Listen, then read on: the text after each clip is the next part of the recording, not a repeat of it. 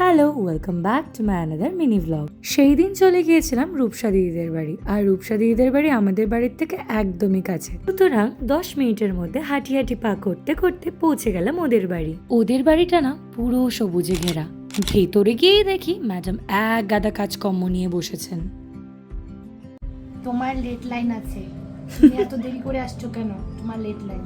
হ্যাঁ ম্যাডাম সেই দিনও আমাকে বকা দিয়েছিলেন, কারণ জেঠু নেমন্তন্ন করেছিল ধোসা বানানো শেখাবে এবং খাওয়াবে, কিন্তু অ্যাজ অলওয়েজ এর মতো আমি দেরি করে গিয়ে পৌঁছাই, আর ম্যাডাম একা কাজ করতে করতে ক্লান্ত হয়ে পড়ে।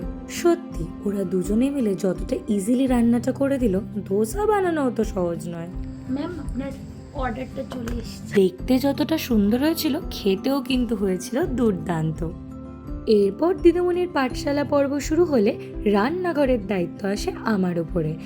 2-3বার ব্যর্থতার পর ফাইনালি কোনো একটা শেপের ধোসা তো আমি বানিয়ে ফেলেইছিলাম। যাই হোক, এরপর মেয়াকে আদর করে মায়না ছাড়া লাভ নেই। বাড়ির সবাইকে টাটা বলে আমি ফিরলাম বাড়ি।